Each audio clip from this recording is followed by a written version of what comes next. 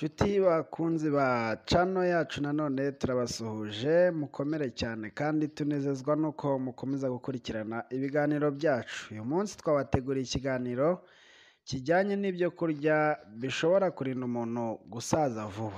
Buriya nubwo ntacyo wakora ngo ucike ubusaza, imirire n'imibereho mu buzima bwa buri munsi ishobora kukurinda kandi igakereza ubusaza. Urugero: gushanyarara imitsi, za rubagimpande, gupfa amaso, kanseri n'ibindi. Ibyo kandi bikaba byakurinda ingaruka z'ibihe bizaza nk'imibereho yo mu myaka yo hejuru ya za 55 kuzamura. Hari impamvu zinyuranye ariko twavugamo nk'ebyiri zishobora gutera umuntu gusaza vuba. Nk'urugero ni zimwe zihishe mu ngingo. Urugero: aho urugingo rushobora gukura rukagera aho rusoza umubiri warwo.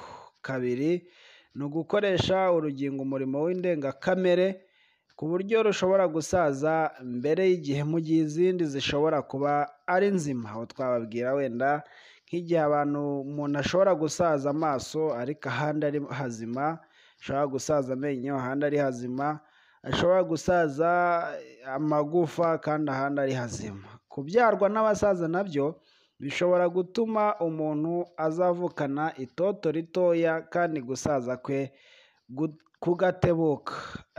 Ibindi kandi ngo ibyivanga mu maraso nabyo bishobora gutuma umuntu asaza vuba. Urugero: nk'imyuka mibi dushobora guhumeka. Ubushakashatsi bukomeje kwerekana ko imyanda yo mu buryo bunyuranye duhumeka ishobora gutera ibibazo kandi igaca intege ingirangingo fatizo arizo selile. Ibyo bikaba byatera ubusaza buje ariko bukaza imitagihe mbere y'igihe. Bikaba byatera ibindi bibazo nka za kanseri n'izindi. Indi myuka mibi ishobora kuboneka aho abantu babana n'abanywa amatabi cyangwa babegereye, cyangwa muri karitsiye zirinywa. Iyo myuka nayo ngo ishobora gutera abantu gusaza imburagihe ndetse n'impfu za hato na hato. Ibyuka bibi bihumanya byo mu nganda, ibyuka bibi by'amamodoka, abantu baba mu tujagari hataba umwuka mwiza, ndetse n'ibindi n'ibindi. Ibyo byose kubihumeka ngo bishobora kuba byatera umuntu gusaza vuba. Ariko se none ko ingaruka zitera umuntu, k'ibibazo bizana n'ubusaza ari byinshi kandi ko ibyatera umuntu gusaza byo bitabura, umuntu yakora iki ngo abukereze? Nubwo umuntu atashobora rero kugendana n'isaha ikorera mu ngingo, bivuze ngo isaha ikorera mu ngingo yo ihora itera, ntabwo ijya ihagarara.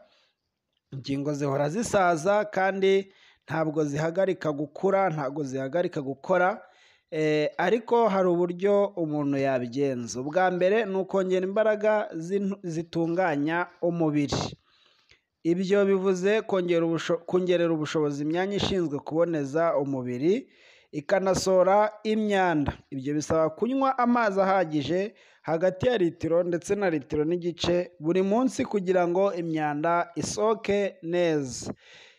Ibyo kandi nubihindura akamenyero, nanjye nkabihindura akamenyero, bizamfasha kandi nawe bizagufasha. Kurya imboga n'imbuto nabyo ngo bishobora gukereza ubusaza ku rugero rwo hejuru cyane, cyangwa se ingaruka ziza mu gihe cy'ubusaza zikagabanuka. Gutunganya umwijima umuntu akoresheje kurya imboga n'imbuto, ibyo bizatuma umwijima ukora neza kandi bitume urinda umuntu gusaza, dore ko umwijima imikorere yawo, iyo umwijima ukoze akazi kenshi harimo kurwana n'ibyanda byinshi umuntu wenda yariye, harimo guhangana n'ingorane zindi umubiri ufite, ibyo bishobora gutuma usaza vuba. Umuntu yawugobokesha amavuta ya elayo, imboga bita aritisho, za radi ndetse amapapayi n'ibindi n'ibindi. Guhumeka neza cyane nabyo bihagije ngo bishobora gutuma umuntu arindwa ubusaza bwa hato na hato cyangwa se buje mbere y'igihe. Kwibuza ibitera impatwe. Impatwe ni ukuvuga kuba umuntu arya ariko ntiyitume bihagije, ibyo nabyo bishobora gutera ubusaza mu gihe umuntu arya ariko ntajye kuri tuwarete, dore ko ubwo imyanda iba yamuhezemo ikaba iri kuzerera umubiri wose. Kwihatira ibyatuma umuntu asohora ibyuya kenshi nk'amasiporo, ibyo nabyo bizafasha umuntu utuye ku isi, ndetse kurya ibyafasha impyiko n'ibyafasha uruhu, ibyo byose bizarinda umuntu gusaza vuba kandi agahorana itoto nubwo yaba ari mukuru akaba afite imbaraga. Kwirinda imyanda ikomoka mu byo turya n'ibiyobyabwenge, ukarya ibyo kurya bigifite ubutaraga bwabyo, ibyo rero umuntu akirinda itabi n'ibindi biyobyabwenge bishobora gutuma umuntu akereza ubusaza bwe. Imyanda ikomoka mu byo kurya ni nko kurya ibyo kurya bitaronze neza, kugura ibyo kurya mu nzira umuntu agahita abirya atazi iyo byaturutse, atazi aho byabitswe, atazi uko byatwaye, ataronze, gutura cyangwa kwegerana n'ahantu hari ibyuka bibi n'ibindi n'ibindi. Ibyo byose umuntu kubyirinda bishobora gutuma ngo akereza ubusaza. Gukoresha ibikingira umubiri ari byo kurya ibikomoka ku bimera, cyane cyane imbuto n'imboga, ndetse cyane cyane ibiribwa ari bibisi, ibyo ngo haba harimo intungamubiri zishobora gukingira umubiri, zikawurinda, zigatuma amaraso ye yiyongera ku rugero rwiza kandi imyanda igasohoka mu maraso. Ibyo kandi bikaba byarwanya gusaza vuba vuba, bikanarwanya kanseri, indwara zijyaniranye n'ubumuga bw'abakuze no gushanyarara kw'imitsi n'ibindi n'ibindi. Gahunda nziza kandi yo gukoresha ibiribwa n'ibinyobwa nayo ngo ni ingenzi, nko kumenya ko amazi atanyobwa umuntu ari kurya, ndetse kumenya ko iyo umuntu ngo abyutse kare ashobora anywa amazi y'akazuyaze, ku manywa akongera akanywa andi mbere yo kuryaho iminota 30, ndetse na nimugoroba. Iyo gahunda kandi ngo nziza yo mu buzima yarinda umuntu gusaza. Gahunda rero ni izinyuranye zo mu mirire, nko kutarya nijoro n'ibindi n'ibindi. Ngo gukoresha imbuto zo mu bwoko bw'indimu, amacunga, mandarine na pamplemusi ni bimwe mu byatuma ingingo zikora neza. Izi mbuto zikungahaye mu byo bita beta carotene na vitamine C, ndetse n'ibyo bita flavonoide.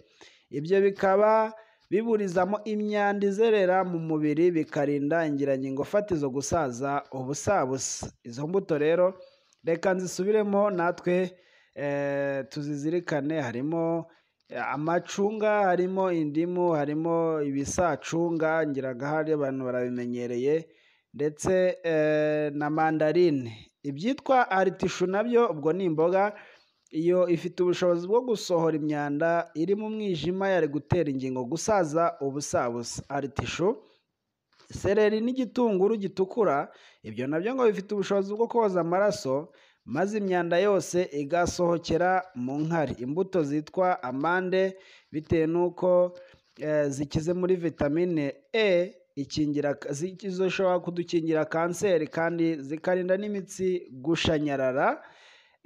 Inkeri nazo zirakungahaye mu mavitamine A na C na E, ibyo bikazifasha kurinda umuntu gusaza. Tungurusumu irimo icyitwa selenium, ukaba ari umunyu usanura umubiri, irimo n'umusemburo mvuzi ukingira ingingo, igizwe kandi n'amavitamine menshi harimo A na C na E. Ibyo bikaba bishobora gukingira umuntu kanseri, gushanyarara kw'imitsi n'ibindi n'ibindi. Umuntu wese agomba kuba azi neza kurinda ubuzima bwe, agahunga indwara, akamenya no kuzikiza cyangwa kuzikingira aho bishoboka. Ikibabaje ni uko muri iki gihe cyacu umuntu wese ashoboye uburyo bwazimutera ahubwo aho kugira ngo amenye uburyo bwazimukingira. Uwitwa Dogiteri Gregorio yaravuze ngo buri munsi ducukuza imva yacu icyuma cyangwa se ikanya, ducukuza imva yacu icyuma cyitwa ikanya. Ubwo yari ashatse kwerekana yuko imirire yacu n'iminywere yacu bya buri munsi bishobora gutuma umuntu yegera imva vuba cyangwa agapfa imburagihe. Ariko ibyo rero kandi ntabwo ari itegeko ridahinduka. Umuntu ashobora guhindura uhereye uyu munsi, akamenya guhitamo indyo nziza, akamenya guhitamo kumenya indyo ishobora kuzahura ubuzima bwacu, akamenya amasaha akwiye kuriraho iyo ndyo, hanyuma akamenya uburyo indyo zikwiriye abana, abakuze, bitewe n'urwego rw'umuntu ariho. Ngayo nguko rero, reka dukurikirane neza, hanyuma turebe ko natwe dushobora gukereza ubusaza tutibagiwe gukora siporo iri mu rugero rwiza, ndetse no guhora umuntu anezerewe. Byose ibyo bishobora kurinda umuntu ubusaza bwa hato na hato. Rero reka dusoze tubashimira yuko mukomeje kudukurikira. Ngewe ubagejeho ikiganiro yari Nizikaziyake Benjamin. Reka dusoze. Mbese wari uzi ko mu Befeso igice cya 5 umurongo wa 29 handitse ngo kuko ari nta muntu wakanga umubiri we, ahubwo yawugaburira akawukuyakuya nk'uko Kristo abigirira itorero. Buriya Imana yari izi neza ko uko Imana ikunda imibiri yacu, ikunda ubuzima bwacu, yita ku buzima bwacu, niko umuntu yagakwiye kwita ku mubiri we, akawukuyakuya, akawurera nk'uko umuntu arera umwana mutoya. Rero reka Imana idufashe kandi duhe gukurikiza ibyo tumaze kwiga byiza, tubibwire n'abandi. Reka Imana ibahire mu izina rya Yesu. Nshuti bakunzi ba channel yacu, nanone turabasuhuje, mukomere cyane kandi tunezezwa nuko mukomeza gukurikirana ibiganiro byacu. Uyu munsi twabateguriye ikiganiro kijyanye n'ibyo kurya bishobora kurinda umuntu gusaza vuba. Buriya nubwo ntacyo wakora ngo ucike ubusaza, imirire n'imibereho mu buzima bwa buri munsi ishobora kukurinda kandi igakereza ubusaza. Urugero: gushanyarara imitsi, za rubagimpande, gupfa amaso, kanseri n'ibindi. Ibyo kandi bikaba byakurinda ingaruka z'ibihe bizaza, nk'imibereho yo mu myaka yo hejuru ya za 55 kuzamura. Hari impamvu zinyuranye, ariko twavugamo nk'ebyiri zishobora gutera umuntu gusaza vuba. Nk'urugero ni zimwe zihishe mu ngingo. Urugero: aho urugingo rushobora gukura rukagera aho rusoza umubiri warwo.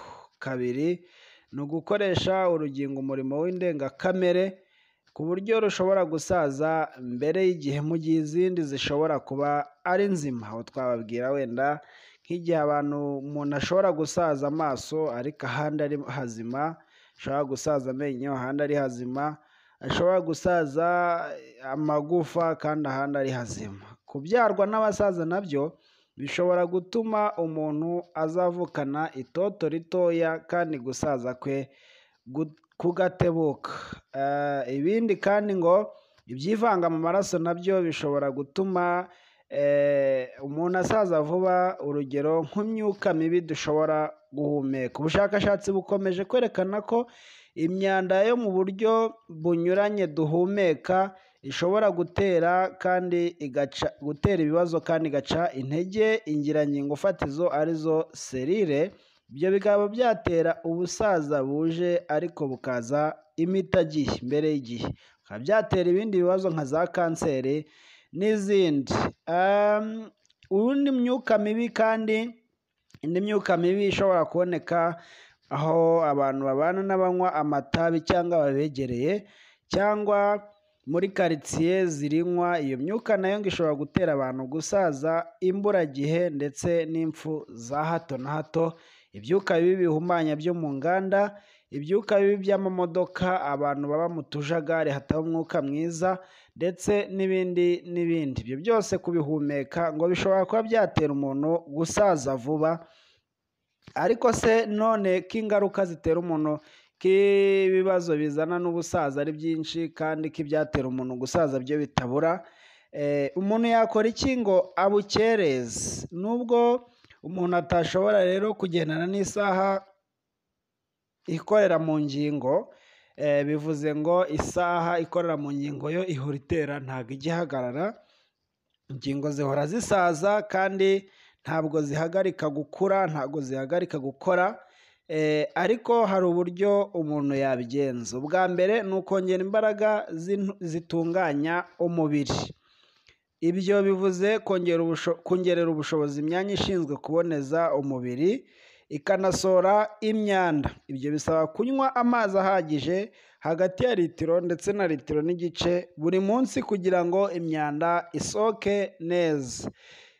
Ibyo kandi nubihindura akamenyero, nanjye nkabihindura akamenyero, bizamfasha kandi nawe bizagufasha. Kurya imboga n'imbuto nabyo ngo bishobora gukereza ubusaza ku rugero rwo hejuru cyane, cyangwa se ingaruka ziza mu gihe cy'ubusaza zikagabanuka. Gutunganya umwijima umuntu akoresheje kurya imboga n'imbuto, ibyo bizatuma umwijima ukora neza kandi bitume urinda umuntu gusaza, dore ko umwijima imikorere yawo, iyo umwijima ukoze akazi kenshi harimo kurwana n'ibyanda byinshi umuntu wenda yariye, harimo guhangana n'ingorane zindi umubiri ufite, ibyo bishobora gutuma usaza vuba. Umuntu yawugobokesha amavuta ya elayo, imboga bita aritisho, za radi ndetse amapapayi n'ibindi n'ibindi. Guhumeka neza cyane nabyo bihagije ngo bishobora gutuma umuntu arindwa ubusaza bwa hato na hato cyangwa se buje mbere y'igihe. Kwibuza ibitera impatwe. Impatwe ni ukuvuga kuba umuntu arya ariko ntiyitume bihagije. Ibyo nabyo bishobora gutera ubusaza mu gihe umuntu arya ariko ntajye kuri tuwarete, dore ko ubwo imyanda iba yamuhezemo ikaba iri kuzerera umubiri wose. Kwihatira ibyatuma umuntu asohora ibyuya kenshi nk'amasiporo, ibyo nabyo bizafasha umuntu utuye ku isi, ndetse kurya ibyafasha impyiko n'ibyafasha uruhu, ibyo byose bizarinda umuntu gusaza vuba kandi agahorana itoto nubwo yaba ari mukuru akaba afite imbaraga. Kwirinda imyanda ikomoka mu byo turya n'ibiyobyabwenge, ukarya ibyo kurya bigifite ubutaraga bwabyo. Ibyo rero umuntu akirinda itabi n'ibindi biyobyabwenge bishobora gutuma umuntu akereza ubusaza bwe. Imyanda ikomoka mu byo kurya ni nko kurya ibyo kurya bitaronze neza, kugura ibyo kurya mu nzira umuntu agahita abirya atazi iyo byaturutse, atazi aho byabitswe, atazi uko byatwaye, ataronze, gutura cyangwa kwegerana n'ahantu hari ibyuka bibi n'ibindi n'ibindi. Ibyo byose umuntu kubyirinda bishobora gutuma ngo akereza ubusaza. Gukoresha ibikingira umubiri ari byo kurya ibikomoka ku bimera, cyane cyane imbuto n'imboga, ndetse cyane cyane ibiribwa ari bibisi. Ibyo ngo haba harimo intungamubiri zishobora gukingira umubiri, zikawurinda, zigatuma amaraso ye yiyongera ku rugero rwiza kandi imyanda igasohoka mu maraso. Ibyo kandi bikaba byarwanya gusaza vuba vuba, bikanarwanya kanseri, indwara zijyaniranye n'ubumuga bw'abakuze no gushanyarara kw'imitsi n'ibindi n'ibindi. Gahunda nziza kandi yo gukoresha ibiribwa n'ibinyobwa nayo ngo ni ingenzi, nko kumenya ko amazi atanyobwa umuntu ari kurya, ndetse kumenya ko iyo umuntu ngo abyutse kare ashobora kunywa anywa amazi y'akazuyaze, ku manywa akongera akanywa andi mbere yo kuryaho iminota 30, ndetse na nimugoroba. Iyo gahunda kandi ngo nziza yo mu buzima yarinda umuntu gusaza. Gahunda rero ni izinyuranye zo mu mirire, nko kutarya nijoro n'ibindi n'ibindi. Ngo gukoresha imbuto zo mu bwoko bw'indimu, amacunga, mandarine na pamplemusi ni bimwe mu byatuma ingingo zikora neza. Izi mbuto zikungahaye mu byo bita beta carotene na vitamine C ndetse n'ibyo bita flavonoide.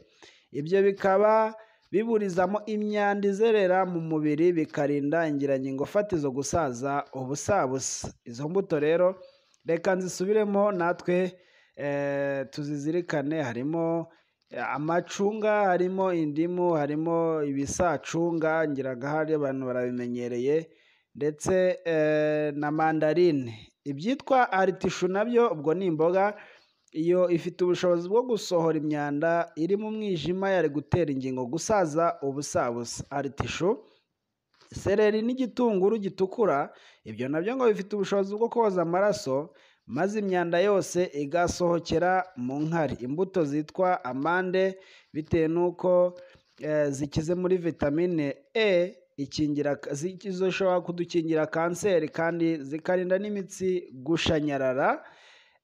Inkeri nazo zirakungahaye mu mavitamine A na C na E, ibyo bikazifasha kurinda umuntu gusaza. Tungurusumu irimo icyitwa selenium, ukaba ari umunyu usanura umubiri, irimo n'umusemburo mvuzi ukingira ingingo, igizwe kandi n'amavitamine menshi harimo A na C na E.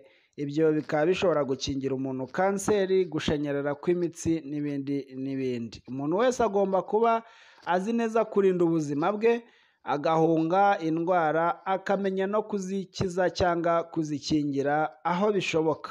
Ikibabaje ni uko muri iki gihe cyacu umuntu wese ashoboye uburyo bwazimutera ahubwo aho kugira ngo amenye uburyo bwazimukingira. Uwitwa Dogiteri Gregorio yaravuze ngo buri munsi ducukuza imva yacu icyuma cyangwa se ikanya, ducukuza imva yacu icyuma cyitwa ikanya. Ubwo yari ashatse kwerekana yuko imirire yacu n'iminywere yacu bya buri munsi bishobora gutuma umuntu yegera imva vuba cyangwa agapfa imburagihe. Ariko ibyo rero kandi ntabwo ari itegeko ridahinduka. Umuntu ashobora guhindura uhereye uyu munsi, akamenya guhitamo indyo nziza, akamenya guhitamo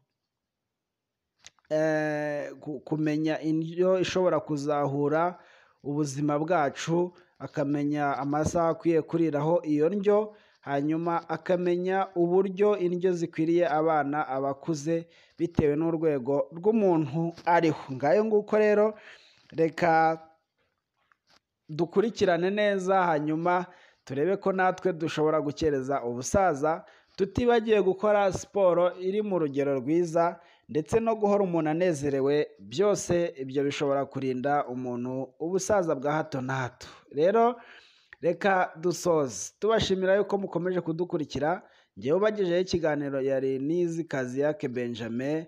Reka dusoze. Mbese wari uzi ko mu Befeso igice cya 5 umurongo wa 29 handitse ngo kuko ari nta muntu wakanga umubiri we, ahubwo yawugaburira akawukuyakuya nk'uko Kristo abigirira itorero. Buriya Imana yari izi neza ko uko Imana ikunda imibiri yacu, ikunda ubuzima bwacu, yita ku buzima bwacu, niko umuntu yagakwiye kwita ku mubiri we, akawukuyakuya, akawurera nk'uko umuntu arera umwana mutoya. Rero reka Imana idufashe kandi duhe gukurikiza ibyo tumaze kwiga byiza, tubibwire n'abandi. Reka Imana ibahire mu izina rya